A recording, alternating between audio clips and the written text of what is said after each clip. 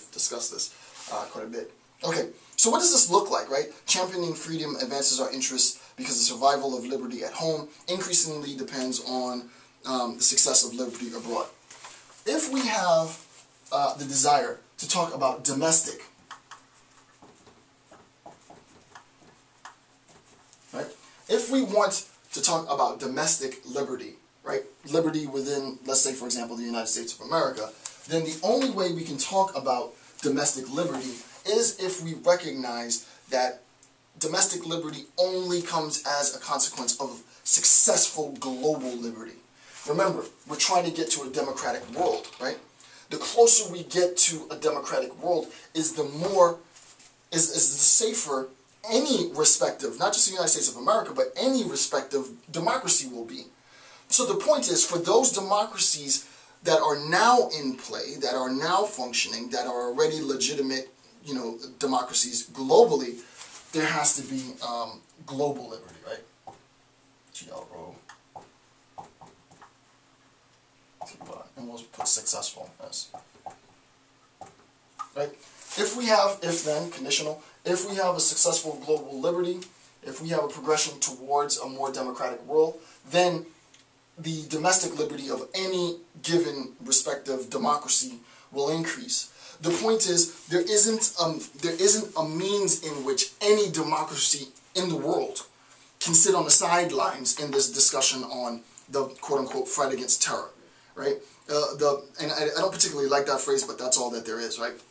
This idea that terrorism is in opposition to democracy is fundamentally based on the ideological fact that democracy is an attempt to liberate the individual's access. I want you to have access, right? Because that access will reap, capital gains, right? We'll be able to make more money. That liberation will yield ridiculous amounts of information exchange, so people like me can do what I'm doing right now, right? That information exchange helps students, that helps academics, it helps researchers, it helps create new ideas. Those ideas turn into new paradigms, new ideologies, new modes of discourse, right?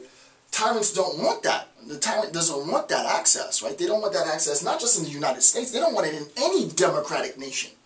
So the point is, if you are a member of a democratic nation outside of the United States, you are in as much danger, if not more danger, because you might not have the economic and military might that the United States have, than the United States of America. And the first thing that we recognize in our discourse, right, the first thing that we recognize in our discourse in my lecture on international war, totally different video, is that terrorist organizations that are ideologically based on intimidation and fear, they're going to go after the weakest link, right? They're predators, right? They're going to, and this is why I said I feel conflicted about doing lectures like this, right? Because it's like I'm putting this information out there, and I'm not trying to help the quote-unquote bad guys win, right? So I got to be careful how I talk, but I mean, and I would imagine that they know this. This is all public stuff, but a lot of it is me processing this stuff, and that's what's unique. And I don't know, I feel a little conflicted.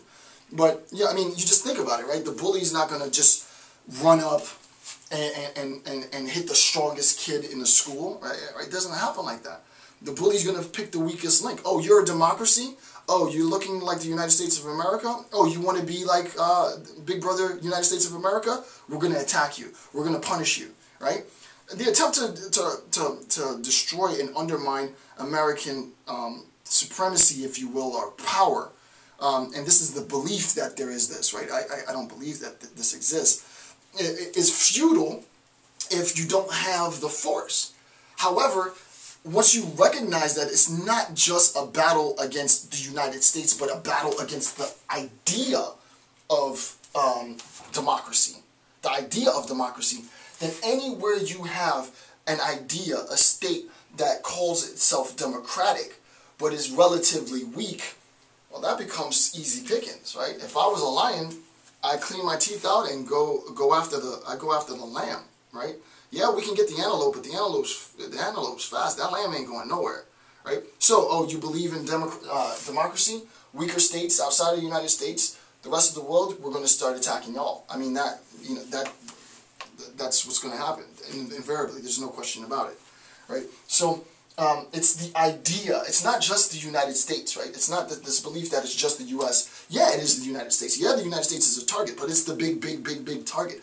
There are many other states out there that espouse and reinforce and buttress and believe in this idea of democracy, and they become very vulnerable, right? Because they don't have the defensive capabilities that the United States has, right? So domestic liberty is contingent on successful global liberty. The preservation of global liberties abroad strengthens domestic liberty, right? The preservation of global liberties abroad strengthens domestic liberty. As global liberties are strong, domestic liberties will remain strong. So there's a correlation, right? If we're talking about domestic liberties here and global liberties here, then the graph looks something like that, right? As we increase, as global liberty strengthens, domestic liberty strengthens. The point is, the terrorists want it to be like this, right? So we have domestic liberty and global liberty. And when we say domestic liberty, again, it's not just the United States, but any nation that is democratic. As domestic liberties, if you want to decrease domestic liberties instead of increase, this is what sort of the good guys want. Just so that we're even more clear. And actually, let me be a little bit more technical, because I mean, I don't want to make it dumb it down too much. Democracy.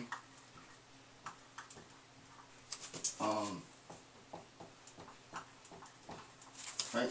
Democracy, tyranny. The point is, tyrants, with respect to the discourse, tyrants want to decrease the domestic liberty within the United States, for example. The point is, since we recognize that there is this correlation, and again, you know, this lecture is not an easy lecture to give. Anyway, it's information. If you want to decrease domestic liberties in the United States of America, then you need to decrease global liberty, right? There's going to be a decrease. You need to force weaker non-United States affiliates, nations to bow.